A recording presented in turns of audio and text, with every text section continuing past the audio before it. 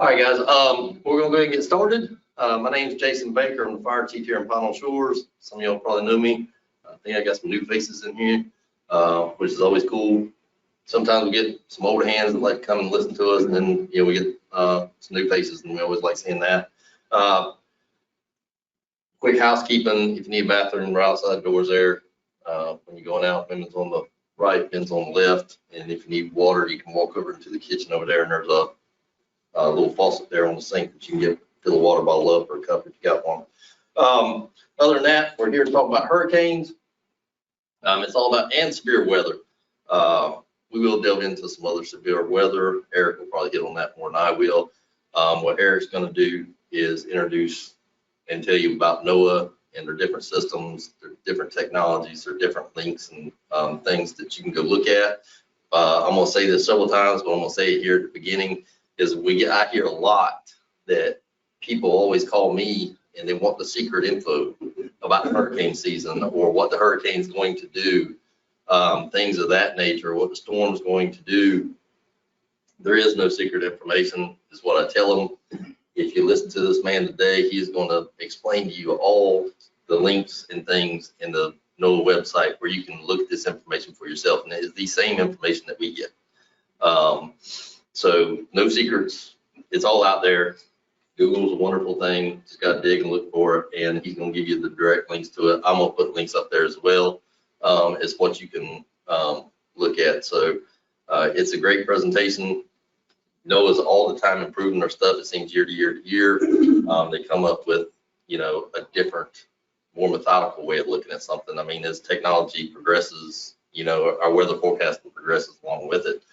So that's always really cool. Good look at, good to see. And with that, when I get NOAA, I can speak today. Eric's going to start, and he's going to talk about the NOAA side of things. When I come up, I'm going to go through like really Knoll Shores specific prep things, and I'm going to give you the insight on what I've seen hurricanes here in Knoll Shores, what we've went through, and how you can do to get your house ready and prepare, for hurricanes. Knoll Shores specific wise. All right, perfect. Thanks, Jason. Yes, so good morning, everyone. My name is Eric Hayden. I'm a meteorologist with the Weather Service at Newport, North Carolina. We're just down the road from you on Roberts Road. We are responsible for Eastern North Carolina, and that certainly includes Knoll Shores. In the beginning, I asked for, had people been back? A few of you have been to this forum, a few are new. I usually don't look like this, but just a little shameless plug. We're doing Fiddler on the Roof the end of July and beginning of August. Elysian Players. It's a playhouse that's directly behind the Waffle House in Morehead City. So they have asked us to grow this and this out. So if you see me in a couple months and I don't have a beard, that's why. So definitely come check that out. Our hurricane talk today, we go over a lot of things. Mr. Jason's going to go over a lot. For new folks and people that have been here, we try to condense it down to what's most important. Do one thing today to get prepared. If you haven't started the kit, start that. If you haven't made an evacuation plan, start that. Focus on the impacts. Never, ever just focus on the category of the storm. We'll go over that over and over again. And water is what kills people. That's what we're most concerned with. All right, go ahead, Christian. And I should say, Time Brown on the front row, far to my left, she's a NOAA scholar. She's with us here today to help us out. She's doing some research in the area in our communities through the Weather Service. And my son, Christian Hayden, is helping with the tech support today. Go ahead there, Christian. All right, so raise your hand if you have heard about this season. It's going to be really busy. All right, so it's out there. Like Mr. Jason said, there's no secret. What we put out there is on our website through the town. We try to push that information a lot. A few things to calm you down. It is looking like an active season. We have very warm water. We're transitioning to more of a La Nina or neutral phase. All that means is all the ingredients are out there for it to be an active year. It could be an active year and they stay all out to sea and we'll all be happy. Or we get that one storm. We usually say don't focus on this outlook, not because it's not accurate. We got some Facebook comments the other day. I like to look into that. Somebody said, hey, well, you say it's going to be busy every year. You're going to get it right one of these days. So I look back, 3 of the last 4 years were predicted to be above normal, and they were. The 1 year that was predicted not to be was actually an above normal year as well. So the last 4 years have been active. It's just we haven't had anything here locally that was drastic. So this forecast is accurate. However, I say it only takes one storm to make a difference. It really doesn't matter what this outlook says until we can predict that we're going to get 2 storms and Pine Knoll Shores this summer. This doesn't have a lot of utility. I want you to focus on preparedness each and every year, no matter what. Our website is one of the single best places you can get information from the Hurricane Center, your local forecasts, preparedness, climate information. You want to learn about past storms, anything, rip current forecasts on our website. We have a joke with that. If it's the weather you love, it's weather.gov. So just remember that. I know some folks have moved here. You're going to go on vacation somewhere else this summer. Just weather.gov. Click on the area of interest in the country. You'll get your local office. And that's the power of the National Weather Service. I mentioned our office in Newport, but we've got Anchorage, Alaska, Maine, Portland, Maine, up near Baltimore, Maryland. We're 122 local offices that are forecasting for you. If you scan the QR code, and we can help you with that at the end, you can find that information and kind of save it to your phone. Another good website is with the Weather Service. It's called the Hurricane Center. We have the same information on our page. So again, on our page, you can find this, but some people kind of like to go to the National Hurricane Center as well. It's part of the Weather Service. It's nothing different. It's hurricanes.gov. And again, you can scan that QR code and find that. And we'll share this with the town. I should mention that this is being recorded. So if you miss anything, a neighbor says, oh, I wish I could have gone, we'll share this so you'll be able to attend it virtually. One good thing about the Hurricane Center website is the tropical weather outlook. This is issued 4 times a day. This is what's showing a little bit of a chance of a storm potentially off the coast of Florida over the next couple of days, and also a chance for a storm in the southwestern Gulf of Mexico. This is not something you have to look at every hour. You're welcome to look at it 4 times a day, but I encourage you, go to the Hurricane Center site or our site, bookmark this, check it out first thing in the morning. If you watch the local news, they're going to show you this as well. It's not to alarm you, but it's a 30-second, hey, there's nothing, I don't need to worry about it anymore. Or hey, there's something out in the ocean, maybe I should start paying attention. Also on the Hurricane Center website, the forecast cone. Raise your hand if you're familiar with this, and I know there's text on there, but what does this mean? What is this? You can shout it out. I'll repeat it. Is the cone of uncertainty. The cone of uncertainty, sometimes a cone of destruction, people call it, but it's and what does it mean? I know I've got some text points, but not reading off the screen, what did it mean to you? This gentleman mentioned cone of uncertainty. What does this path mean to you, this cone? I think it just means that your storm force winds, as I understand it, could happen somewhere within that cone. It's not a certainty that it will, but it certainly has the potential. Okay, so storm winds in that area potentially. So it does show where some strong winds will go, but it really shows where the center of the storm. So the storm force winds could extend beyond it, rain extends beyond it, a storm surge extends beyond it. This only shows where the most probable path for the center of the storm will go. That's very lawyer-ish speak, but that is exactly what it means. It doesn't mean who will be impacted and who will not. So as you get closer, it goes 5 days. As you get toward day 1 or 2, it gets skinnier because it's based on past error. So here in Pine Knoll Shores, if Florence was hitting Wrightsville Beach, I think toward the end, we were not in the path because we were not going to get the center of the storm. But hurricane's not a dot on a map. It extends hundreds of miles away. So when you see this, don't think it's an in or out thing. If it's showing us anywhere from Florida up through Delaware, we should be paying attention. It's not a, hey, like for this example right now, Hurricane Ian, we saw impacts. We weren't in the cone at this point. It's not a, whoo, I don't have to worry about it yet until I get that cone. It's wherever you are, if you're in the vicinity of that, you should be paying attention. And we go over that pretty heavily because that's really misunderstood. With Hurricane Ian a couple of years ago in Florida, some folks chose to stay because they were no longer in the path, the cone. So yes, they weren't going to get hit by the center, but hurricane is, again, very, very large across. That cone just shows where the center will go. There's other useful products. We won't go in depth on these, but if you're planning to leave the area or board up your home or complete your plans, we've got some graphics telling you, in a worst case, when are the strong winds going to get here and when it's most likely. We've got a map that will show you potential storm surge, how many feet above dry ground, 3, 6, 9, 12 feet will it get? Watches and warnings, storm surge, all that is on the Hurricane Center website. And again, it's also on our site as well on the tropical page. A really good resource is social media. It can spread information. I know a lot of people talk about misinformation. Anybody can get on there and post anything they want, but it's a great way to share official sources of information. And this is where you come in. You might not think it, but when you share our post on a storm, you are helping the community because we're sharing accurate information on what's going to happen. We're not going to talk about every storm out in the ocean unless we think it's going to impact us. We're not going to hype things up. I get paid the same today as I do during a hurricane, so it doesn't benefit me to hype a storm up. So official sources, and that includes our social media channels, YouTube, Twitter, Facebook, and Instagram. Just search NWS Morehead City. And then Mr. Jason, town officials get briefed 5, 10, 15-minute videos. It's not a short soundbite, but it's very in-depth of what we think is going to happen. We put that on YouTube. So that lower left, Hurricane Florence Briefing 15, that's exactly what the town managers and mayors, DOT, schools, that's what they're hearing. So if you got more than 30 seconds and you can sit down and listen to a video, you'll see the direct information, just like Mr. Jason said, from the horse's mouth.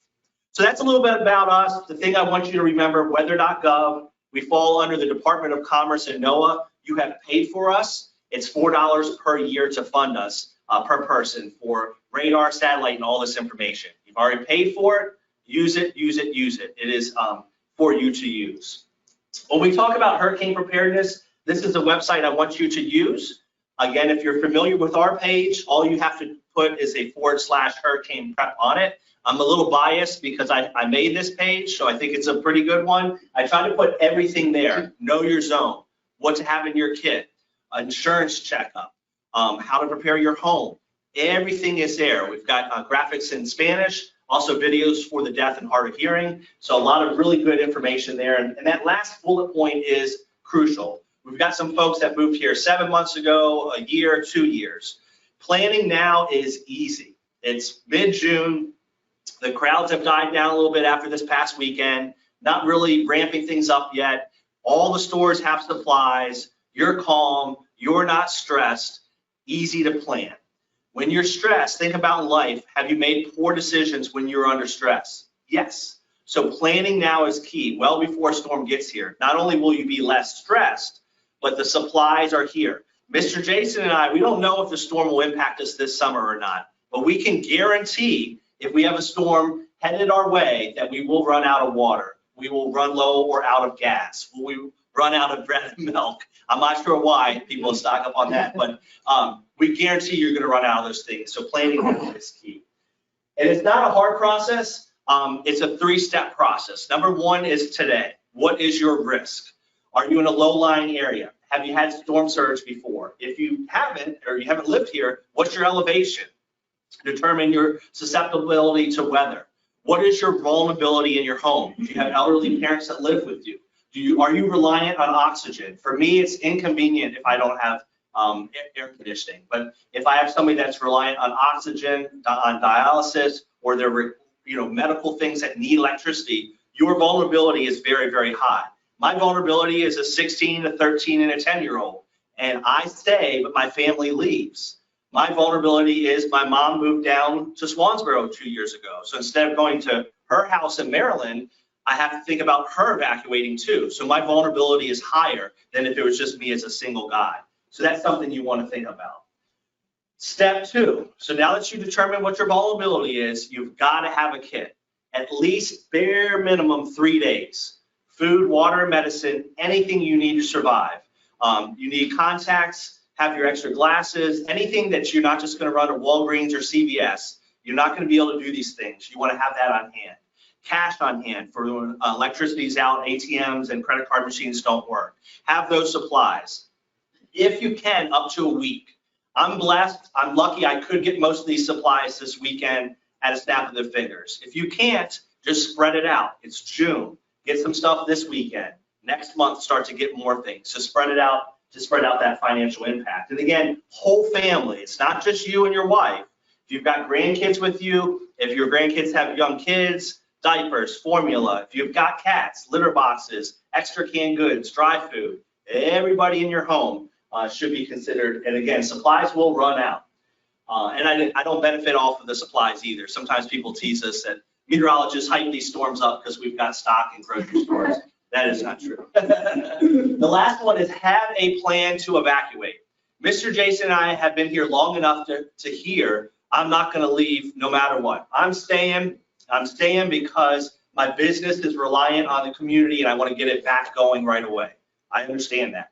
I'm staying because I can mitigate mold in my home or I can start tearing stuff out. I get it. But those things can be replaced, but you cannot be replaced. So even if you're one of these people that say, I'm never going to leave, never, ever, ever, just at least have an option. So if you want to go last second, you have a place to go to. Would advise you to leave before last second, but just consider it. Have at least 2 places to go and don't just go to Raleigh. So I try to do a lot of research on historic storms in our area, and Fran and other storms, Floyd, in the late 90s, they impacted inland areas just as much, if not more than us. The whole state can be impacted from the mountains to the coast. So you don't necessarily have to leave the state, but just keep that in mind. We like at least 2 options. Again, my option A was Maryland and option B was South Carolina. So opposite directions. Now it's probably, I don't know, a water park in Tennessee, somewhere else, or South Carolina. Because sometimes you can just go to Raleigh. And if it's a Dorian where it just barely brushes us, you'll be fine. But in other cases, it's just as bad inland. So have options to go. Make sure you think about family and friends. They're going to want to visit you this summer and this fall. Let them pay you back by visiting them during hurricane season. Your shelter is a last resort of places to be. I don't tell you if you should go to a shelter or not. That's not our game. We just tell you what the weather is. But hearing from emergency managers and first responders over and over again, it's stressful, it's packed. A shelter is a last resort. Don't have that as part of your plan. Have a hotel, have a family member to stay with. That should be your plan to go. It's much more comfortable at those locations than it would be a shelter. So why am I talking about this so much? It's beautiful out today. If you didn't realize it, it's too late because you've already bought your house down here to leave. So we locked the back doors. You can't leave. We are the most frequently impacted stretch of coastline in the entire United States. So we get busy. A couple asterisks with that, we stick out. That does include the Outer Banks. So that's kind of one of the reasons the factor gets tipped that way. But again, now is the time to prepare. Hurricane season is long. We want you talking about this today and not waiting until the storm gets here. You will hear old timers or people with a lot of experience talk about certain storms. San Sirocco storm in 1899, that's why we had people move off of Core Sound. They relocated to Harker's Island, Salter Path, and Moorhead. The whole community was moved because of past storms. So that should give you some perspective for how bad some of the, especially barrier islands, can be. But going back to the 90s, Bertha and Fran, we can get multiple storms in the same year, even same month. And then more recently, you'll hear about Irene, but especially Florence, and then Dorian just missed us here, but up the road in Ocracoke, devastating impacts. And those are tires that can be deposited on a shoreline when we get really bad storms. When they sink ships, artificial reefs, they'll fill them with tires, and when the storm's really bad, they'll wash up on our shore. So that's a picture from Bonnie in 1998. Now's the time to prepare. This is a graphic we show each and every year. The red and yellow are hurricane and tropical storm frequency. So Christian, point out mid-June, kind of the lower left part of the graphic. So we're here, we're at the bottom, and we're only going to go up like a roller coaster. That top of the roller coaster is September 10th. So it's a long season. We have a long way to go. But we've had storms as early as May. Go one more slide, Christian. You'll see the most focus is kind of mid-August through late September. So if I were a betting person and I was going to say, when are we going to have a storm? August 15th through September 30th, that traditionally. However, Mr. Jason and I were talking this year, one of the reasons why we're concerned with it being busy is the water is extremely warm already. So not only could that lead to more storms, it could be earlier storms. And it's been a while, and I've got wood up here to knock on. Hurricane Bertha in '96 was mid-July. So can you imagine getting a storm here, peak of summer tourists? It's a whole different ball game than if it was September, where it's at least mainly locals. I know we get vacationers through the fall, but we've had storms into October. What I want you to get out of this is long season. Don't let your guard down after Labor Day. The kids go back to school. It still can happen well into the fall. So we get teased a lot, and I know some of you have said these jokes. Must be nice to have a job and be wrong all the time. Huh? Have you said this? Must be nice to have a job where you can get it right only 50% of the time. The reality is we are predicting the future. However, the forecasting has gotten extremely accurate. Doesn't mean we're not going to miss one. Doesn't mean things go awry sometimes. But by and large, you're not going to be totally surprised the storm is coming. Will it intensify a category more than we have predicted? That's probably the most likely thing. The track is pretty good, but the intensification we're still kind of weak at. But where we're trying to improve is the messaging. There's so much focus on category of the storms. I'm not going to leave unless it's a 2. I'm not going to leave unless it's a 3 or 4. If you've ever been to downtown New Bern, on the right, there's a nice courtyard by Marriott right on the water. That's the boat right up into the building. So they had tremendous surge during Florence. And talk to locals, ask them how Florence was, and remind yourself that was just a 1. It was just a 1. So we've had a lot of damage and a lot of death from just category 1s. It's only related to wind. I'm not saying not to pay attention to it, but it doesn't tell you how much rain you're going to have, what side of the storm you're going to get hit by. Did we have a storm last week? Is the ground already saturated? Is it just a tropical storm? It doesn't even have a number, and it produces 30 inches of rain. So it's part of the puzzle, but not the whole thing.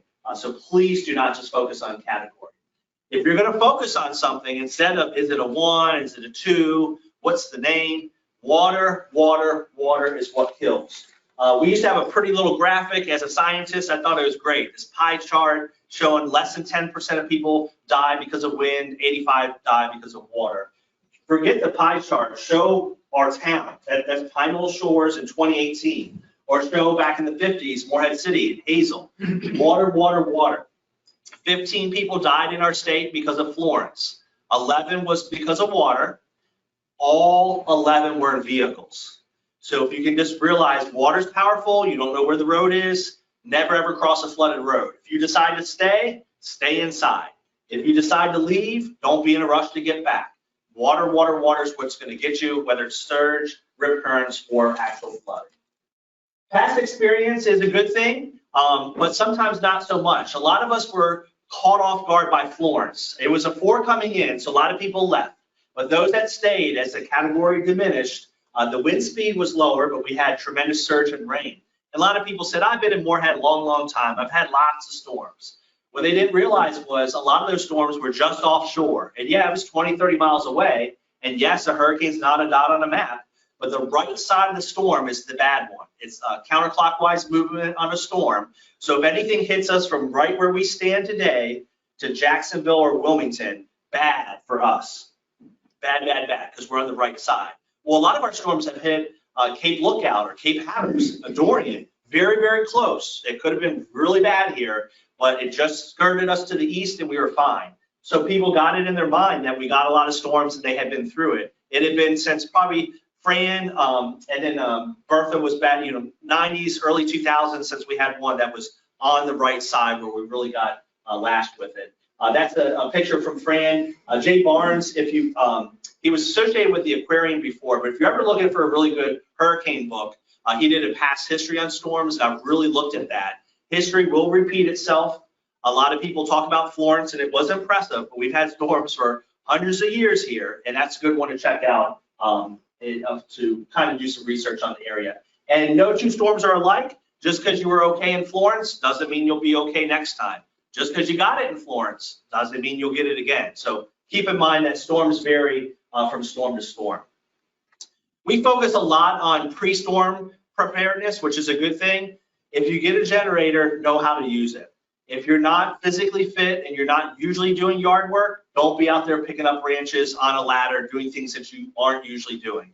About half of our deaths now occur after the storms. If you've evacuated, don't be in a rush to get back here. The rivers come up. It takes a long time to recede in our area. So Don't let your guard down after the storm. It can take weeks and months to recover, so it's a long game. Don't be in a rush, and know how to use a generator if you are getting one. So we're going to end with the impacts. I tell you not to focus on the category. You're not going to have to decipher these. You're not going to have to go to this website and this Facebook page, weather.gov/Newport, hurricanes.gov. It is all there. You don't have to go searching for it. You will not have a problem of lack of information. You will have a problem with too much and making a decision. What's your threshold to leave or do what you need to do? Storm surge is our biggest vulnerability here at the coastline, along with wind, but especially storm surge. Water is extremely powerful. This is a picture of Pine Knoll Shores showing the first floor gone.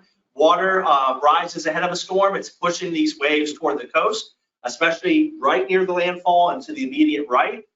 That water can come up abruptly. You might say, what about the left side of the storm? They have it too, but the wind is going more offshore on the left side of the storm, so that's why it's not quite as bad. But we could have a storm headed for Cape Lookout, and we're on the left side of the storm. It wouldn't be as bad. We would never say that. Just a 10, 15 mile wobble to the left, and we're in it. So when we predict storm surge, we predict worst case scenario so that you are prepared for what could be a life-threatening surge. And again, it doesn't have to make landfall. Fran, and which is not Bertha, but Fran and also Florence did not make landfall in our area. So if you remember anything, again, if it just hits outside of our area, if we're anywhere near it, it can cause bad storm surge flooding. And one thing we should go back one more, Christian. One thing I should mention that we always negate to say, when we say 4 to 8 feet of storm surge, 6 to 12, that is above normally dry ground. So when I peeked out this town hall, there's a little creek behind here. It's usually dry. Those are the areas we're talking about. Low-lying areas by the ocean front or sound side that are usually dry, even at high tide. Those areas could have 2, 4, 6 feet of water. That does not include wave action on top of it. So it can be even higher in, with those large breaking waves. So this is a reasonable worst case scenario. I started showing this, Mr. Jason, not to scare people, but Fran was a 3. We're going to have a 3 again at some point. So it's a matter of time.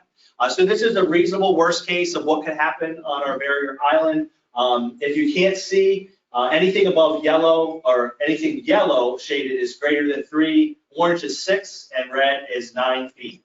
So yes, you can have surge on the front, which is the ocean front, but surge is not just an ocean thing. It can be sound or river as well. So on the back side here, point the area above the end in Pine Knoll Shores, like that little red area. So above the end, yeah, roughly there. That's where the aquarium and where we stand today. So above the end in Pine Knoll Shores, kind of toward the sound, Christian, yeah, roughly around there. So we can have surge on our island, not just from ocean front. Newburn, up the Neuse River, they had 10.5 feet of surge during Florence. So by any body of water, you can have this surge. And that's one of the biggest killers, again, water.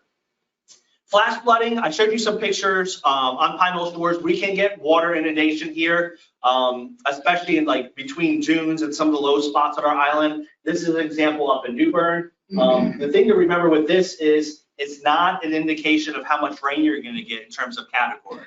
You know, Florence was a 1, that's only wind speed, but we got almost 3 feet of rain, 20 to 30 inches of rain. So that's definitely going to cause problems. And the problem is inundation. Let's say you choose to stay. You know, hey, I'm staying no matter what. All right. Services, these gentlemen here that are here today, they can't get to you when the wind speed's a certain threshold or you're surrounded by water. So if you have just a generic, you don't have a generic heart attack, but if you have a regular, a common, see, I'm out of my lane, a common medical issue, they can't just get to you in a scenario like this when there's a storm. So when you're thinking about evacuating, it's not just your house being swept away or you being impacted, it's putting their lives at risk to help you during a storm. So think about those things. You might not be able to just leave because you're surrounded by water. So that's a point of emphasis. And water's very powerful.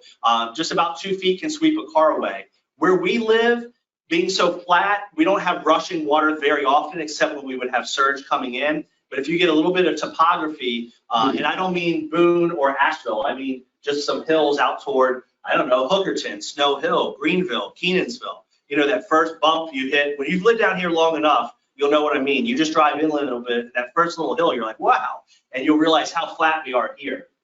But you can have flooding like this. Water is extremely powerful. About 2 feet can carry your car away. And what you may not realize is the road may not exist underneath it.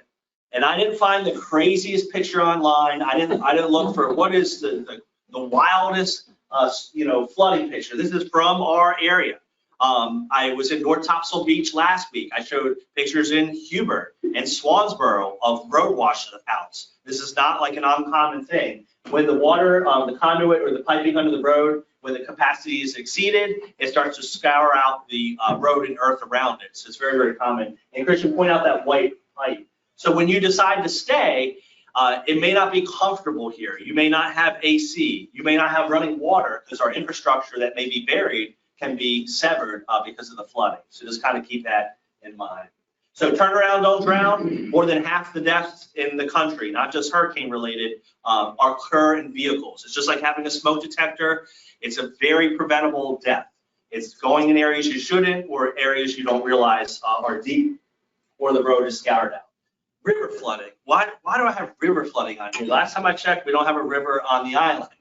It's inland areas. They drain from the mountains to where we live. So we have large rivers such as the Tar River, the Deuce River, that can flood drastically. These homes in Matthew, this is up in Jones County. So if you've ever been through like Baysville, but especially Pollocksville, we usually go around it now with the bypass. Trenton, those areas can flood really, really bad. New sports shops in Kinston, that area by the hotels, that can flood really bad. And it doesn't happen right away. Often it takes a day or two to come up and it stays elevated for a long time. So coming back to the area may be difficult. I'm not encouraging you to stay because of that, but just the reality is a snap of the fingers, the stores are not going to be full of stuff, roads are not going to be accessible. It's going to take days and weeks and months in some cases to get back to normal. So keep that in mind. And again, never drive through a flooded road. We're rounding the home stretch. We are going to highlight rip currents. Traditionally, this is our biggest killer in the Carolinas at 10 people per year. We lost more people in 2019 because of Lorenzo than Dorian. Dorian devastated Ocracoke Island. Lorenzo was 2,000 miles away, but it was October. It was a day of just like today, beautiful out. People went to the beach. So ahead of any hurricane, whether it's out to sea or it's approaching us, you get a strong, long period swell, and that can cause rip currents. And think about it. If you paid money to be here in Pine Knoll Shores all week, and the hurricane's not going to hit until Friday, you're checking in on Saturday, you're in that water Saturday, Sunday, Monday, Tuesday. Wednesday, we're supposed to evacuate, then you're forced to leave. But you're going to be in the water. You don't realize that power of that water well ahead of a storm. So this is where you can help us. Your grandkids come down, you see a post from the Weather Service, we're going to be pushing this information out. I just worked an overnight last Thursday night. We had a moderate risk to high risk for some of our beaches, pushing that information out on social media. You can help us by just doing a share, and then your community will see more of that information. So we really appreciate it. Wind is toward the bottom. We can get property damaged by wind here. Wind is a concern. It's not something that we definitely need to be concerned with wind, but statistically it does not cause the biggest loss of life. It's more of a property issue. But what I do want you to realize, this is Hurricane Arthur, the 2014 version in July. So we have pretty good winds here, but especially from here east, 101 mile per hour gust on Cape Lookout. That, if they just jog 10, 15 miles to the right, would be even worse for here. So wind is usually very, very narrow, a narrow path wherever the center is, and it can vary significantly. Even if it's in that cone, even if we're right, a shift left or right at the very end by landfall can make a huge, huge difference. Oh, sorry, Richard. Last but not least, tornadoes. This could seem overwhelming at this point. Wow, I didn't realize all this could happen. But just visualize, tropical storm or hurricane's turning. It's moving. So you can spin up tornadoes. They usually come in off the water. They're not usually long-lived. They're not usually huge. We're not talking like Kansas tornadoes, but they can be an EF2. That's Bogue Inlet Pier. And you've already made the decision to stay or leave. Just stay where you are. But make sure your phone's charged up. It's not on Do Not Disturb, especially if it's at night. Maybe you have a secondary way to get that information via a weather radio. And the importance of that is you want to make sure that you can seek shelter in the lowest level at a moment's notice if we get those tornadoes. The case of Dorian, most of our area, it was not a big deal, unless you lived on Ocracoke and Hatteras Island. For us, it was a big deal in Emerald Isle, specifically by the salty water, like the part there, where a tornado came on shore. So it's not to scare you, it's just a reality that, hey, the thing's already spinning. It's not a hard leap of faith to see that it could produce tornadoes. So what can you do it now? 7 months you moved here, 2 years ago you moved here, maybe you didn't realize we get a lot of storms. We can't change that, and I can't stop storms from happening this year. But I like to focus on what I can control. I can control sharing this with a neighbor that didn't attend tonight. I can share this, the YouTube link, with somebody that did not attend tonight. I can work on my kid. I haven't done anything. I haven't got water, I haven't got canned goods. I'm gonna swing by Walmart or a local store on the way home and at least get that. You have control over that. You have control focusing on the impacts. You have control on not paying attention only to the category of the storm. And you have control on not forgetting after the storm. The town is an ambassador, their storm ready partner. I encourage, if you're with a business or an association, a church, HOA, any organized group can join our ambassadors. Mr. Jason and I, we've been doing this talks for millions of years. We'll keep doing it, but we want to continue to get this kind of information out to the community. I've been in churches, senior citizen homes. I'll do it Sunday at 2 or Tuesday at 5. Anytime or day of the week, we will do talks like this. The ambassador program just links you with us so you can get more brochures and you can develop a relationship so that we can do more of these talks in the community. I appreciate the people that just moved here and the people that have been here for a while. Unless you come, this information does not get out in the community. It can be in Mr. Jason and our head. That does no good unless it gets out into the community. So I appreciate you coming. So at this point, I'm going to turn it over to Mr. Jason, unless you have any weather service specific questions. He's going to pop up here and do more town-centric talk, and then we'll both be up here at the end for joint questions. But is there anything, I can never do two things at once, but I'm going to try to load his up while I take any questions. Does anybody have anything? Yes. You're talking about the survival kit. What is the best type of container to put these items in to keep it? So, and I'll just repeat, I should say, for recording purposes, Mr. Jason and I will just repeat the question and then we'll answer it. So the question of the audience was, what is the best type of kit to keep these supplies? Something waterproof. So I just do like those 17-gallon like Sterlite rubber tubs that have, or plastic tubs that have a lid on it. So I just, it's not only waterproof, but it's just easy to have in one spot. That's what I use, unless. Yeah, no, same thing. Just get plastic tubs. Try to store them up high if you can. If you got a place in the garage or something, keep it up high. So it's stout water, canned stuff, really canned. It's always been a wonder why people go buy bread and milk, so much bread and milk, man. They wipe it out. That stuff's not gonna last. You're not gonna be able to. Well, they say we'll freeze the bread. Guess what? You ain't gonna have electricity. Canned food, water, things of that nature. All right, Mr. Jason. So you are set, right, left, you're good to go. I got a pointer. Yeah. So, like I said, I've been here, been fire chief. Well, I've been fireman here since '05. Came on board just for affiliate here. Prior to that, I've been in county my whole life up to this point. I'm not done yet, but so I've seen pretty much all the hurricanes come through.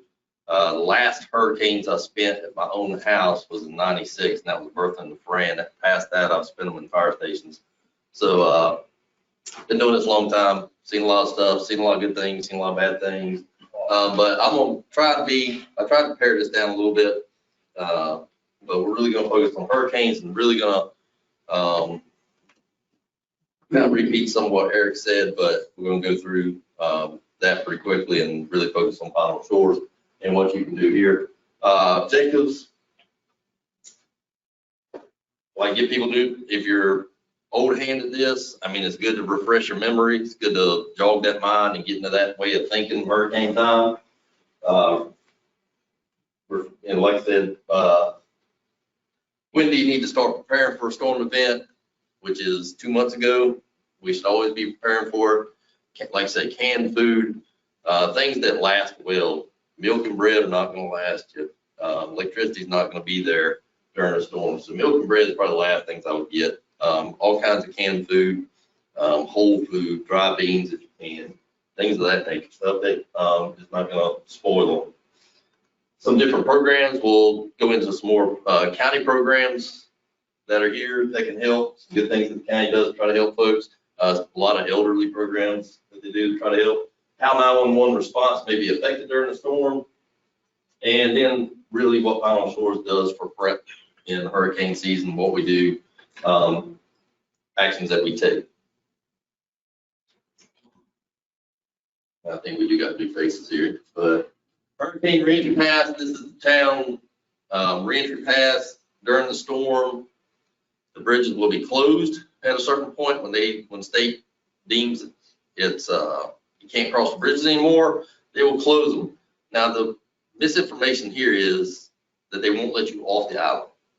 They will let you off the island at any point in time. They're not going to stop you from leaving. Now what you'll have difficulty is getting back on the island. That's where the bridge is closed. The reentry path is for after the storm. Now, if the storm's ongoing, we're right in the middle of it, and you show up with the reentry path, it's closed. They don't worry about the reentry path. They're not letting you back across. Once you're gone, you're gone. But at a certain point in time after the storm, they're going to say, okay, we're going to open the island up to residents. This is where your reentry path comes into play, and you need it. You need to know where it's at, where you keep it at. When you come out of this presentation today, go home, lay your hand on it, put it in your glove box, put it where you know where it's at, so you got it. And that way you don't have to think about it. If you're new here and you don't have one, you can see Ms. Page up front here, and they can get you hooked up with one. But just make sure you know where it's at. If you got one, if you moved here 50 years ago and you had a reentry pass, it's still good. You don't have to change them up every year. It's good for as long as you own your home. Where's preparation again for your family? That's you. After Katrina, I think in the United States, it was big. Everybody's blaming the federal government for lack of response, things like that. I mean, I think it really did make the government look at response to hurricanes and natural events. But so FEMA come out with the rule 96 hours. You'll see 96 hours by FEMA a lot. I'll, like Eric, I say, forget the 96 hours. Let's prepare for a week. Let's prepare for 2 weeks. Your survival all depends on you at the beginning. Always recommend evacuation. There's no reason to stay here. The reason I say that is the big one is you're on an island. There's no help from the mainland. We may be cut off from the mainland for days, depending on how bad they get messed up. Medical emergency, you could be on your own, or at the very least, you'll be at the hands of my paramedics. When the storm comes, our medical director will open up our protocols a little bit. He'll relax them a little bit and give us more leeway to play cowboy out here with medicine to try to, I shouldn't say that, but he relaxes them a little bit so we can treat minor stuff here. But if it's a heart attack or if it's dialysis, if it's something serious and we cannot get you definitive care, that's a problem. And then big one, Eric hit on a lot. Why be uncomfortable? It's no fun. Bunch of wind, bunch of rain. You worried about a tree coming through your roof. No electricity, no AC. It's just not fun. And there's bugs, there's mosquitoes, a lot of them. You cannot, like Eric said, you cannot gauge a storm by the category number. It's not possible. Ophelia come here, it was category 1. It sat right off of the beach here for 24 hours. Didn't move, just sat there and just beat us like a stick. And it was horrible. And I heard so much after that. I can't believe it was so bad. It's just a category 1. Can't do it by a category. Too many variables. I'm not going to go deep into this because Eric hit on them real good. The biggest one being on which side of that storm you're on. If you're on that right side, it's going to get bad. If you're on that left side, we'll be all right. Dorian, that one that went up and hit Outer Banks, it destroyed Outer Banks. They got really hurt on that one. It was hardly a wind here. You know, so it's just that variable. If it's coming in, that's a big thing I watch. If it's coming in south of us, man, that's not good. If it's gonna scoot to the east of us, God bless Harker's Island and the Outer Banks, but we'll kind of be all right. And then these things are huge. I'm gonna hit on water a little bit. I'll probably see it again in those slides, but I'm gonna hit it right here. The storm surge, that's what's gonna kill you. Not the, well, wind will cause a tree come through the roof, and I've seen people die like that. But the water's what gets you. Every time, all the time, water's what kills you. And these things are huge. You gotta think about that thing. The base of that storm is huge, and it's just pushing the ocean in front of it. And that's what your storm surge is. It's what it's pushing out in front of it. And when it meets land, it's gonna go over the top of it.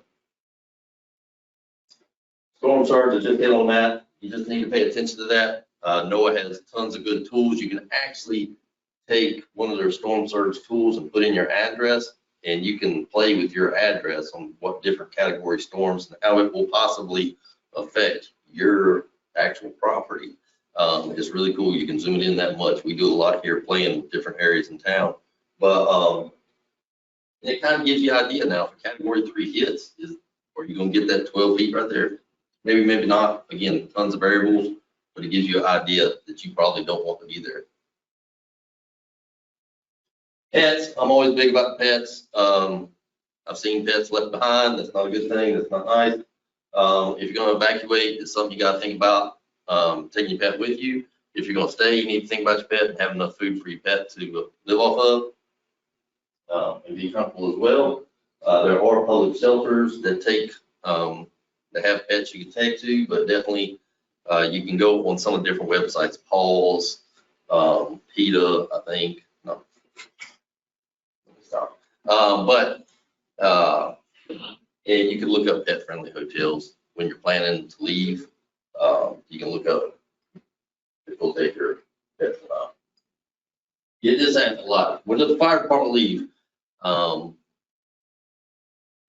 Again, no set criteria, play variables. Where is it coming in at? You know, how bad wind are we facing? Am I on the right side? You know, how just tons of variables before I pull off. I usually tell people in response to strong category 3. As I said, though, there's so many factors affecting this decision. Storm surge being the big one. Is the station going to be there through the storm? I do look at that. Is it direct hit or indirect hit? And the speed of the storm. I think it was it Matthew that moved through so fast? I mean, it did horrible damage, but it went through, and Arthur, I think, was a really fast moving storm. You know, how fast the storm, tons of variables on that before I pull off and pull the station out. So if you decide to ride it out, awesome. Not a good idea, but awesome. You should start about June 1st at the latest. Plan to get them long before some magical date me and Eric are up here telling you. You should be thinking about this long about time springtime comes, so you should start thinking about storms. Start kind of getting a little stockpile of water up, stockpile of canned food up. Always recommend having some worst case scenario in mind. If not just outside of hurricane, if your house burns down, tornado comes through unexpectedly, localized flood, any number of things you need to be ready.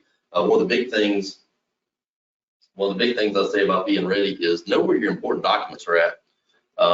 Deed to your house, your bank information, social security cards, numbers, birth certificates, you know, insurance information, definitely keep that in a waterproof sack. What I do is I keep it in a knapsack, but I keep it in a waterproof sack in my knapsack. And like anything ever happens around the house, if I'm not there, I tell the wife, throw the kids out the window first, grab the knapsack, throw it out next, and you jump out. You know, that's the start of rebuilding if something bad happens. If you have something to grab and you got your important documents with you, whatever you deem important to you, then you can start rebuilding after something bad happens, not just a hurricane. 96 hours, I hit on this a little bit before, 96 hours reference time from FEMA and federal government. That is when they say you got to be ready for yourself for up to 96 hours before we show up and start helping you, just in case bad things happen. It is up to you to have supplies on hand, see yourself through that 96-hour time frame. Like Eric, I'm saying 120 up to a week. And if you ever hear that old term, it's at the speed of government, promise. Keep that in mind. I think a different mindset now that people just rely on outside help to survive something, and you're really, you're your best help. 4 days of supplies. What supplies do you need to think about? But food, water, you got shelter at your house as long as a hurricane don't take it from you. Waters and jugs or containers to help prevent contamination. Non-perishable food items, mainly stuff that does not require cooking, sandwiches, lunch meats, things like that. Be careful of what can spoil and spoil quickly. If you want to cook food, do you have gas? That's great, because most of the time gas can be working. Or do you have electric stove? If you got an electric stove, I would say look at a little backpacking kit, old Coleman 2-burner stove, something of that nature. You can heat water on it, things of that nature. When you've been down for 3 days, you're aggravated, you ain't got no AC, you're cleaning up your yard, you're getting stung by bees because the hornets are stirred up. Having a hot meal sometimes can improve morale. It's a little way to cook food. It's a good thing to have. Bathtub water, fill up your bathtub with water. You'll need to use the toilet. And you need to be able to flush it. You can use bathtub water for that. Don't use your stored water that you got for drinking. Do not use container like I said, don't use container you bought and plan for drinking. Use bathtub. And in a pinch, you can boil that water and drink it. Not the toilet water, but the bathtub water. Communications. Be sure to have a way to power your cell phone. Communications is the biggest thing in any fight. If you got comms, you're at least a little bit better off. Have I say three good power battery banks. You can buy them at Walmart, get them off the internet. Ones at Walmart, I don't think are that great. Anchor, I try these things out because I use them a lot, and I try to see how long they last before they die and go bad. But you can get them at Walmart, you can order them online, but really pay attention to what you're buying. You want something that's got a good charge and can charge the phone 2, 3, 4 times. But if you got 2 or 3 of them, you're good. You can keep your phone charged. As soon as we get communications back and systems are back up, you can get information and everything. Health medical, Eric did hit on this one. This is a big one to us because some of these conditions that you had, you need to be off island, you need to be somewhere else. Medical needs, have enough medications on hand, sleep, so that you're comfortable. If you have a heart condition, you know your condition. I don't. If you have left-side heart failure and you need Lasix, make sure you got enough Lasix to survive the storm. Make sure you got enough to carry you through it. Asthma, do you have enough inhalers? Before a storm comes, go get another 3 from the pharmacy. So you got enough inhalers on hand. Diabetes, you gotta have insulin. You ain't gonna make it long once that sugar starts to drop. If you don't have insulin. Testing supplies for your diabetes. Oxygen requirements, COPD, emphysema. You will definitely, if you're on home oxygen, we're not going to have electricity. Why are you here? Take that stuff, carry it with you, go inland. Do not stop at Raleigh. As Eric said, go to the mountains, go to Tennessee. West side, South Carolina is a really pretty area. Just get out of here. Allergic reactions, EpiPens. These things, one of the big things we get, I like Eric's point of most deaths occur post-storm. A lot of things that you will get, my medics were sitting here. It seems to be a rush after a storm hits that people are trying to get their yard looking back like a Pinehurst golf course as quick as they can. And they go out there and clear and brush and everything else. Well, them hornets in the ground there have been rained on for 3 days. They're not happy either. So when you go in there and disturb them, you get tore up. And if you got any kind of allergic reaction to anything, food, hornets, whatever your allergic reaction is, have your EpiPens. Might save your life. Cardiac meds, you have an AED in the house, batteries, charged, extra batteries, any high blood pressure meds, stuff like that. Dialysis, please leave. Just don't be here. You have to get that dialysis every day, treatments every day. It's a horrible condition, but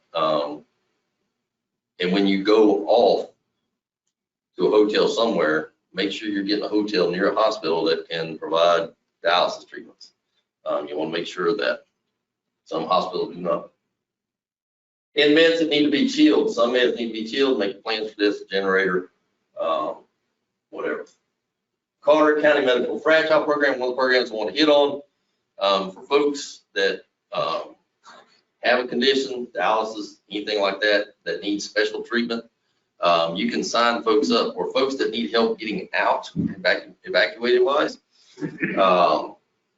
Maybe they're just not as mobile anymore. They can sign up for a medically fragile program, and the county will arrange to have you taken. And if you need a special treatment for a medical condition, they will make sure that they take you somewhere close to the hospital that will be able to treat you.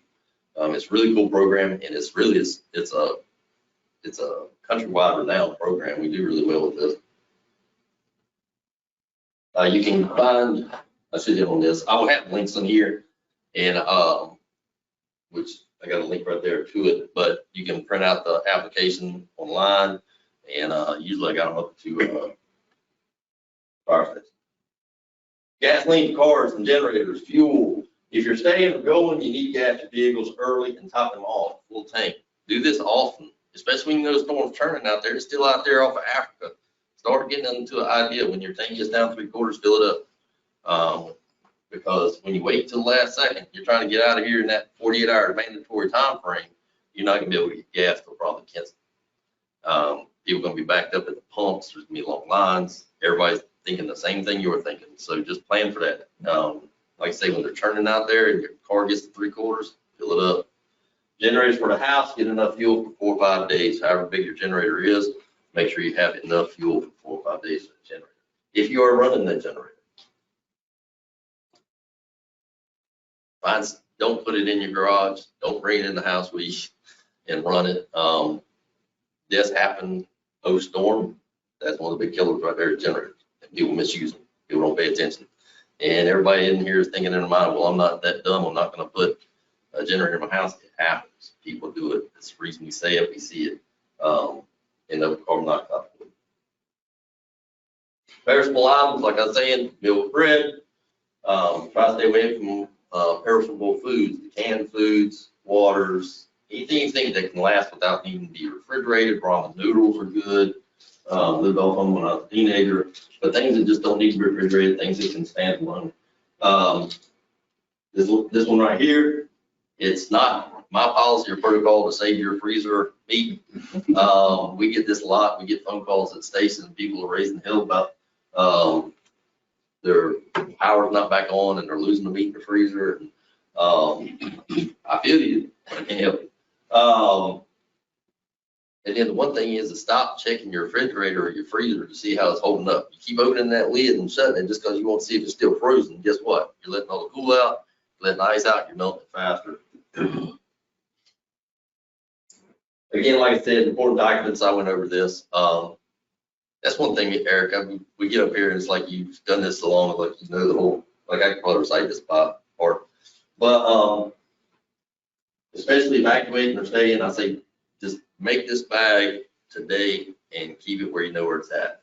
So it's a good thing to do. Property, life, car insurance paperwork, social security cards, bank info, mortgage info, deeds, titles, and of course your entry pass. Make sure you got that. And be sure to grab it when you go out the house. Another good one here in town of Final Shores is Hurricane Good Neighbor Program. This was started by CERT, which is a group here in town that helps us out a ton with different activities and different things, especially in hurricanes.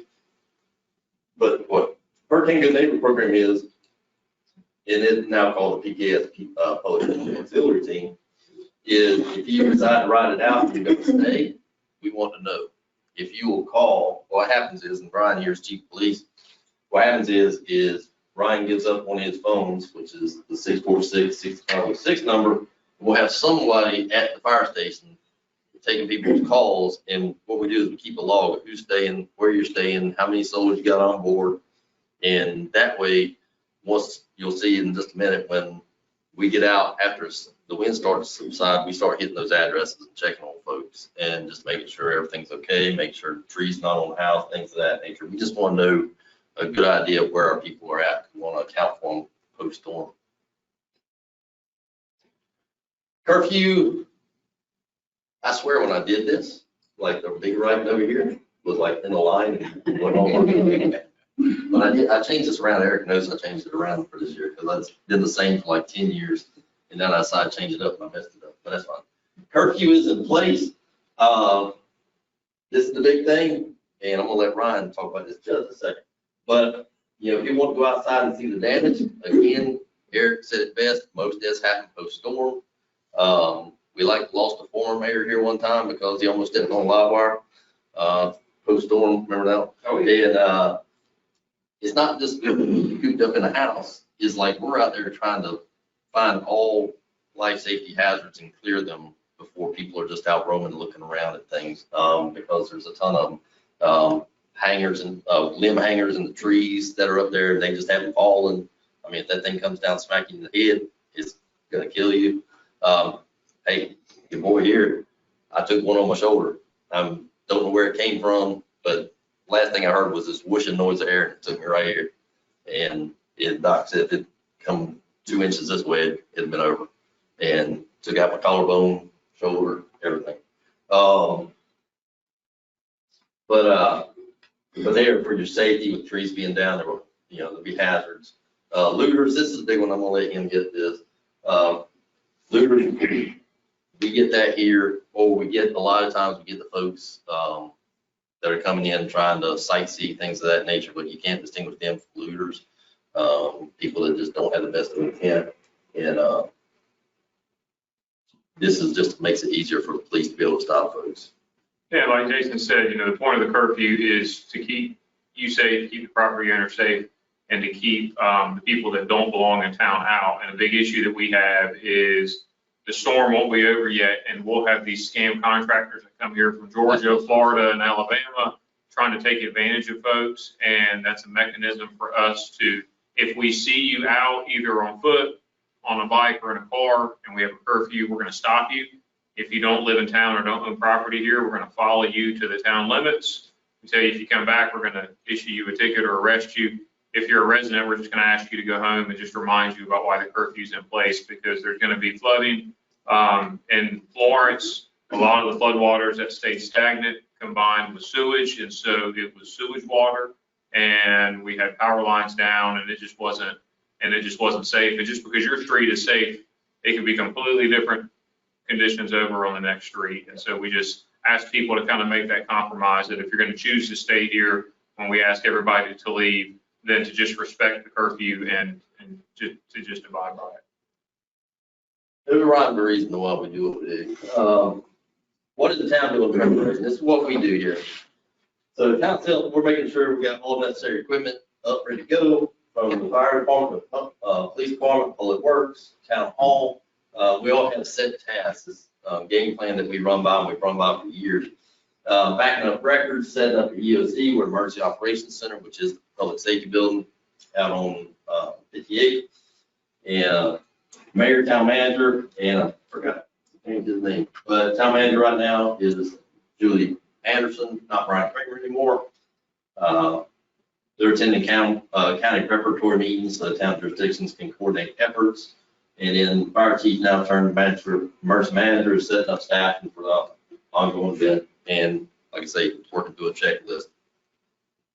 Most important throughout the checklist stages we go through in prepping for the town is public advisories task. We do this a lot. We believe in communicating as much information, like Eric's saying, we believe in communicating out as much information as we can communicate. Do this through several means: Town of Pine Shores website, Town of Pine Shores Facebook page, and Jerry runs the fire department Facebook page. Town manager's email list. If you have not signed up to get regular emails from Julie Anderson, town manager, please do so. It's manager@townofpks.com. Just send her an email saying, hey, can you add me to the list? And she will add you to that list. And then you got the county code grid system. If you haven't signed up for that one, basically you can go in, sign up for code red, go to Carter County NC.gov, go to emergency management, you'll see code red sign up. You can sign up to that to your cell phone.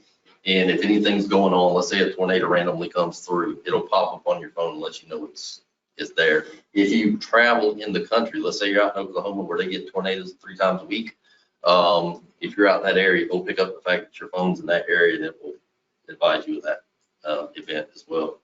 So really good thing. And the county code grid, Julie or me want to send something Pinal Source specific, we can actually go on code grid. Well, we can't go on the code grid, but we can get the message just to hit Pinal Source specifically. Oops, wrong button.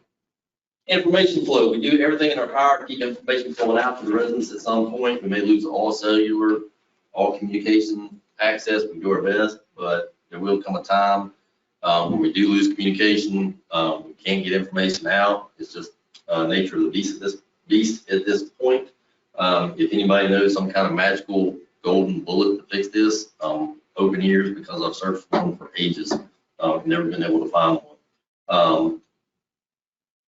But we do try to communicate as much as possible and keep everybody advised of what's going on as much as possible. There will come a time, PCAS emergency services and all services will be in a wait mode, meaning we're going to hang in the station. I'm going to call my people back in, and we're going to stay at the station best that we can and stay hunkered down. Usually that's when we're in that 50-mile-an-hour wind range. It's when I pull my people back in. And like I say, a lot of variables about decisions being made. If it's over 50, I'm not just going to say we're not responding to a call. I'm going to go out there and take a look at things, then we'll decide whether we respond or not. We'll be watching and adjusting our response as storm draws near to landfall. Yes, we do cross our fingers. We will be, just like everyone else, just hunker down, monitor storm. Fire department try to go out and clear trees from roadways for access, and police try to patrol as safe as they can. So if the tree goes down across the road, most time I got police out patrolling. They're doing their thing best that they can. They'll find the tree down across the road. If it's safe enough, my guys will slide out there and cut the tree out so we can get a fire truck through, or ambulance through, or police car through. If it's just not a good time to go do it, we'll just mark where the tree's at on the map and we'll get it later.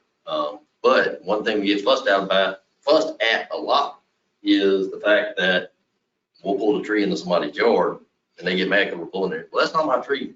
Look, at this point in time, don't worry about it. It's going in your yard.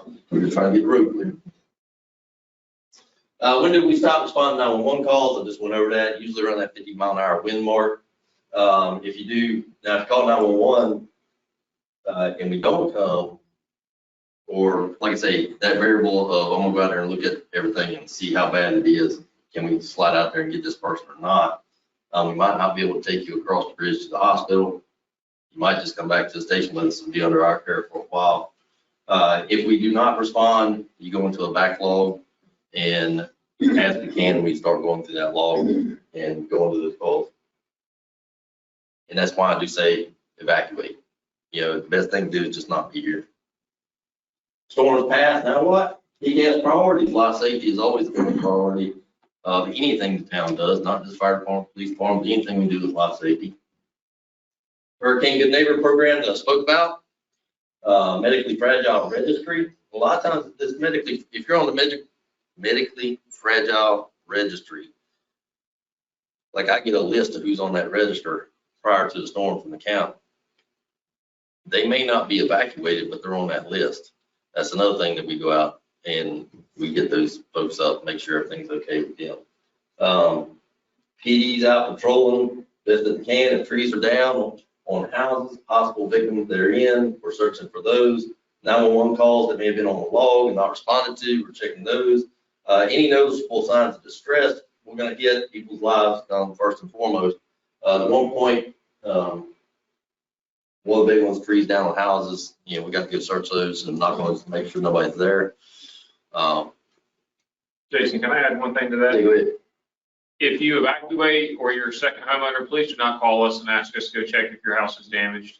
We had hundreds of those calls in Florence, and we just don't have the capability unless there's some specific life safety concern where the phone lines are back up and you can't touch base with a loved one and you know your loved one's here and they're alone. But if it's just your property's empty and you want to see if there's any damage to your windows, your side, and we just don't have the staff to do that.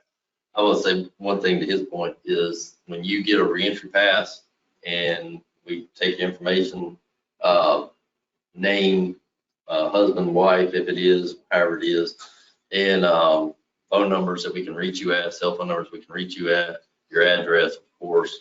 And we keep a log of that. We got a running log, and I mean, it's huge, from 30 years, I think.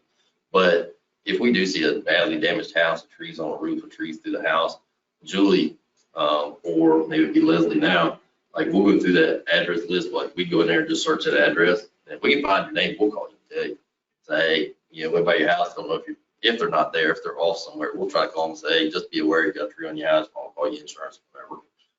And then give them a heads up. But we do get a lot of the phone calls. Can you ride by, check on my property? I would love to, but I don't have time. After we get the mitigated hazards to life and health, we'll start to assess damage to the town, barring a catastrophic hurricane event, the ones that we've had. When I say catastrophic, I'm thinking like Mexico City, when they got hit, just wiped off the face of the earth. That can happen here. We can definitely, like sitting on this island, you are definitely susceptible to a storm that's going to turn this place into a sandbar. Only blue crabs will have it. But if it's like the storms we've been through in the past, mayors of the island start planning for letting the reentry pass holders back on the island. Fire department and phase 1 contract will be clearing roadways for emergency vehicle access. I'll be on this in a second. Plans will begin for debris removal operations. That's phase 2. And when folks are allowed back on the island, they will begin the process, clean up their own personal yards and things. Phase 1 and phase 2. This is just an info note. This is something that I cover and I do. I keep these contracts in place with a disaster company, if you will, DRC. Phase 1 is just emergency access cleaning. That's where we're, like, if it's a tree that we couldn't handle and get a roadway open, then they will handle it. They bring in the equipment to be able to handle it. But what they're doing is they're just making sure roadways are clear, swept off. They push everything to the side of the roads. They make these big piles going down sides of the roads. Irene back in 2011 was distressing. I was here for, I think, 3 weeks straight doing debris cleanup. But Florence, if Mayor, like you rode down Oakleaf and it was like 2 big walls. Robert, you remember, like 2 big walls of debris. I was like, man, I'll be here 6 months getting rid of this stuff, man. It was a lot. Phase 2. Have anybody seen us do a cleanup process? I know Mr. Robert has, John has, Eric. Y'all seen us do a cleanup process? I know you have, right? The big trucks going around with we call them Mad Max trucks. That's phase 2. So this is the removal. This is where we're taking it off island. It's a long process. It's a steady process, but it's a long process. There's no way to speed it up.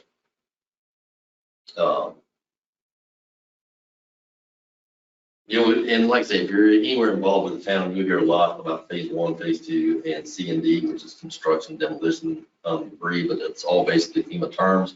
But there's a certain process that we have to go through because it's a ton of money, and there's a certain process FEMA has us go through to do this cleanup so we can get reimbursed that post-storm. It usually takes 3 years to get the money back, I think, but at least we recoup that money because it's millions of dollars. Phase 2, Irene, I was saying, it took me 3 weeks.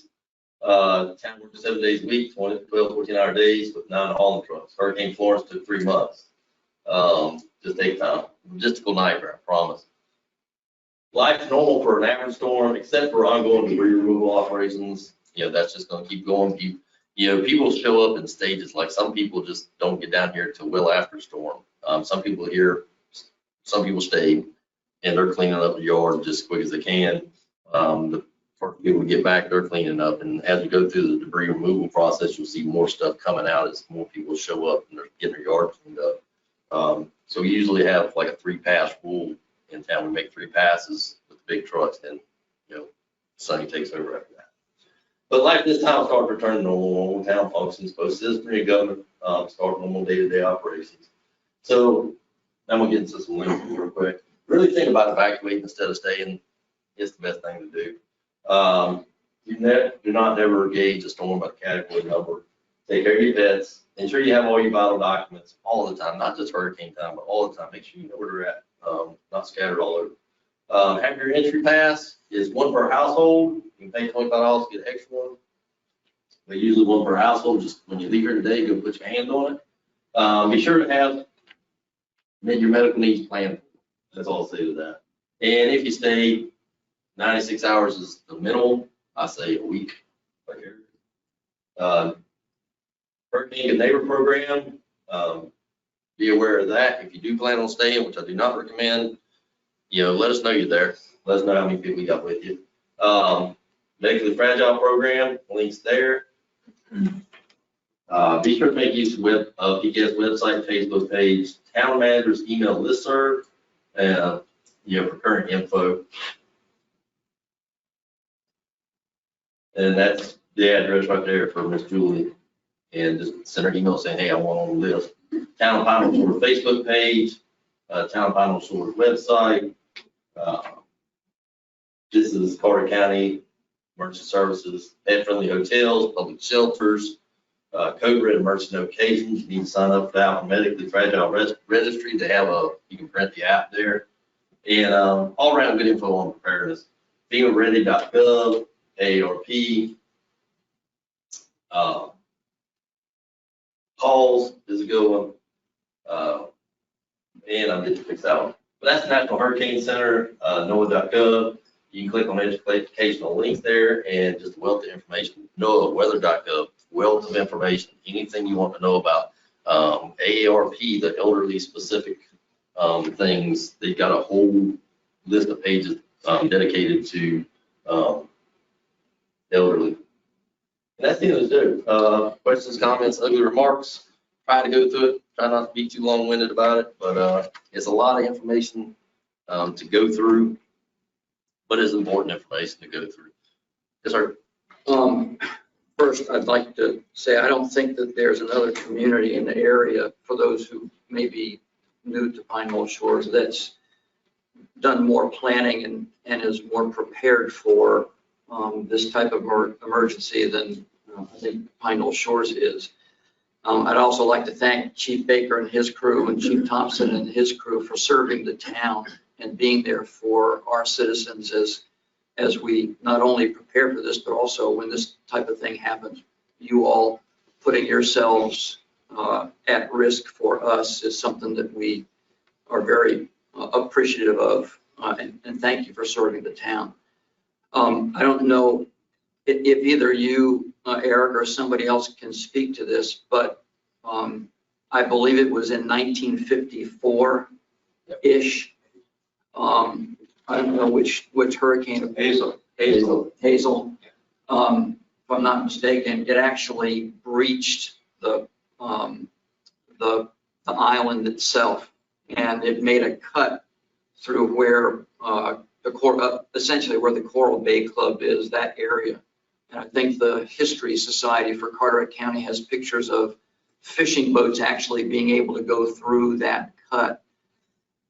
While we didn't have the infrastructure back then that we do on the island now, core banks from here all the way to Portsmouth Island, just on the other side of Ocracoke, continues to experience these breaches based on the various storms that we get.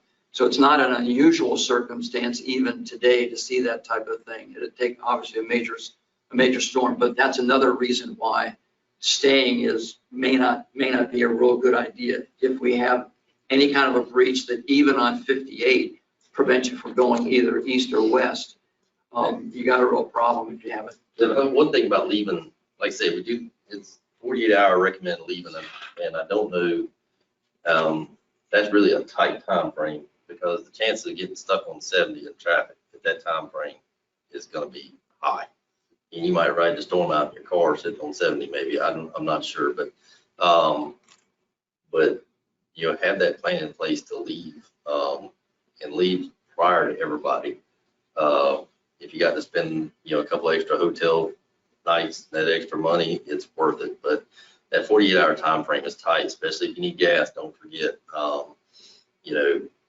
My dad was here in Hazel. He's just come back from Korea. He floated Amtrak's down where. Is that right? Yeah. So, but yeah, there was that 48-hour time frame is not good as far as evacuating goes.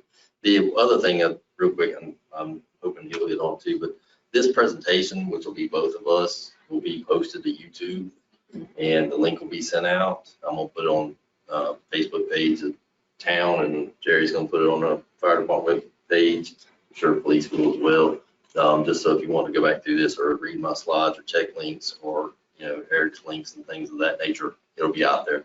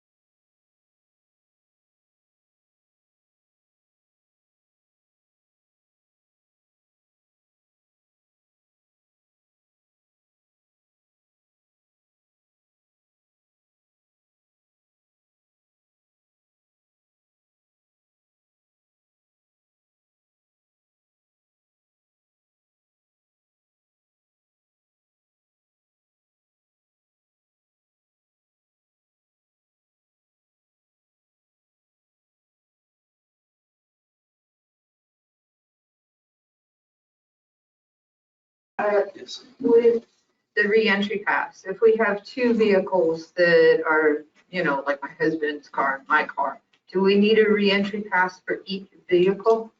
If you're gonna be together, I would say not, but if you're gonna be separated or, he's coming down sooner than you, yes, I would definitely have to. Thank you. It's $25 to get a second one. It's nothing. Quick question.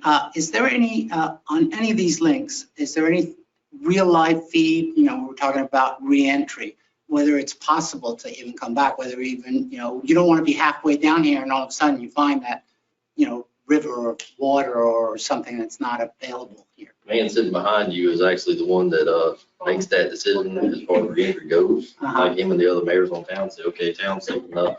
All the fire chiefs are saying, yeah, we're good to go. Police chiefs are saying we're good to go. So mayors will say, okay, let's open it back up. And we get that information. That's why I say we're trying to get as much information, but that's where Julie's manager, the clerk that she has. Mhm. Any way we can put it out there, constant contact we have now.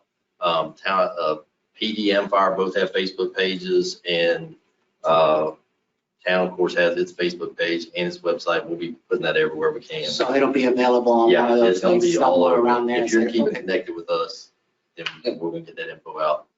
Thank you. One thing to add what Jason was saying, that's for the town, for coming back here, they're not gonna be updating it, constantly. So if you remember, it was DOT 511, but then I clicked somewhere, so drivenc.gov. There's a map that will show traffic and like road closures. It's helpful, but it's a huge asterisk because when there's hundreds of roads closed, it's a moving target. So like if a road is washed out and it has it on there, it's out, that's probably gonna be pretty accurate for a while. But things can ebb and flow, but Yeah. at least, like he said, the town webpage, start local, if you can even get back here, and then start looking at 70, and you might just have to take a different route, like Williamston down through Rocky Mount to Williamston to New Bern, because a lot of that is elevated versus coming through Kinston. Yeah, it's a river bottom out there. It's all Neuse River bottom out there, Cape. Yeah, so getting in to some of those, that's what they're there for. They're doing their job. Yes. So I heard both of you say don't plan on evacuating to the Raleigh area, which is, Potentially. It just depends. It's just Yeah. I've seen so many storms throughout the time, like I've, actually had commissioners here, and I won't say his name, that went to New Bern, I think it was, maybe Havelock, and ended up stuck on the upper floor of a hotel because of the flooding, and which is bad. That's why people say, I'm gonna evacuate. They go to Havelock, they go to New Bern, they go to Kinston. I'm like, no. Raleigh's not even part of it, because Raleigh, a lot of times what we'll see, if you see these storms coming in Cape Fear, back me up, Eric, and they go up, they take this little track right here. I mean, if they come in like this down here, Wilmington area, they'll take this track up and go right through here. We'll be sitting fine and dandy over here. But if you're sitting in Raleigh, all of a sudden you don't have power, you have flooding, you have. So I say just get past all that.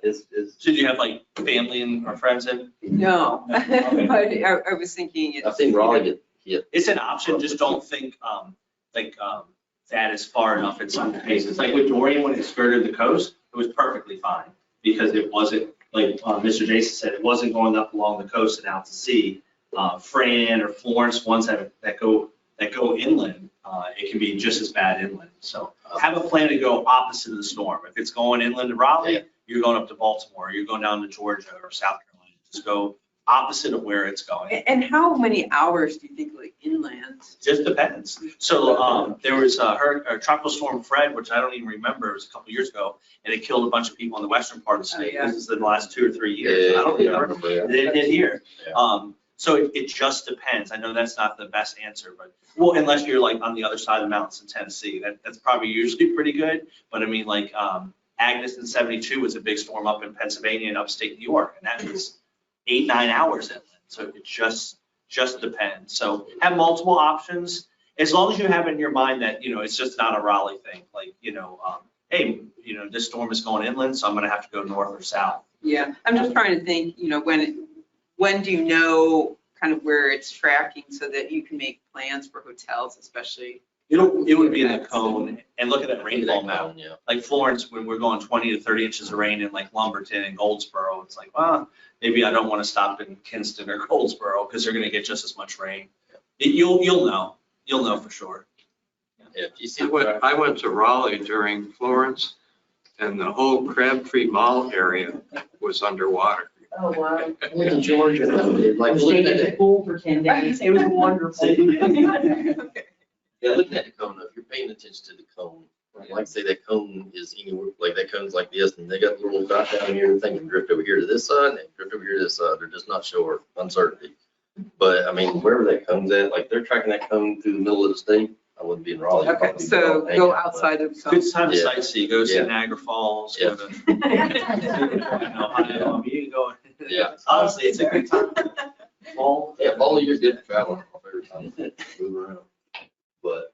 Some families have done that. I mean, I don't want my kids to hear this because I haven't done it yet, but they'll go to like Great Wolf Lodge in Williamsburg, or they'll go to Charlotte, or they'll go to Disney World. You didn't hear that, Christian.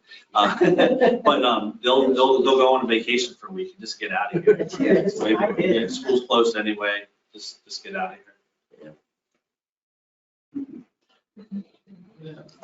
Well, and if you're, want to ask a question, well, it takes us a while to pack up, so you can come up. But really appreciate everybody coming up. Like Mr. Jason said, it'll be online through Facebook and YouTube and stuff. Thank you, Eric and Jason. Yes, thank you.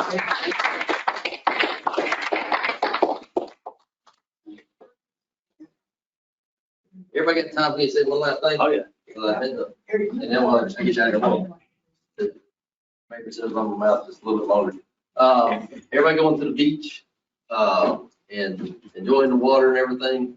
The one thing, we're seeing, me and Ryan were talking about this morning, Chief Police. So we have 3 accesses for our beach vehicle on the island. We got one up at Knollwood, of course, we got Iron Steamer, we always had, and then we got one down by Trinity. Those are on-ramps for our vehicle to access the beach in case we get more rescues, things of that nature. And we put these big flags up of, don't park yourself here. Like people just walk out there and they park themselves right in our access. And that's just, we put the flags up, try to warn people, the cops do our patrols for us and move people off and everything like that. But, a lady got killed by a police officer coming onto the beach. I don't know the exact specifics of how, but got run over by a police car on the beach. It was in Horry County, Pearl Beach. Things like that, a lot of times when you're walking up those ramps, or down those ramps, we can't see over them, especially like Knoll, like we're coming up hill and we come down, like we're not gonna see you. When I was in Isle, black skimmer was really bad for that. Like you pop over and you're having to come up speed with that truck so you get on sand. I mean, and all of a sudden you got 2 heads looking at you, eyes that big around. It's not good, but be mindful where, you go down to the beach, if you use any of those access, man, just, move out the way of that and keep in mind how our truck's gonna be turned. You'll see the tires, how we turn onto the beach, and just don't camp out there. Just for safety reasons, as far as like, not getting run over by a fireman with a jet ski. We don't want nothing bad like that to happen. But that's it. Meant to start off with that, but I forgot. It's all in.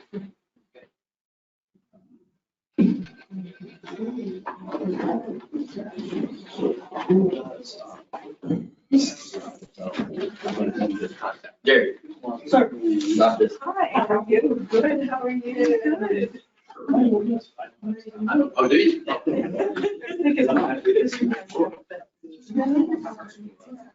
See,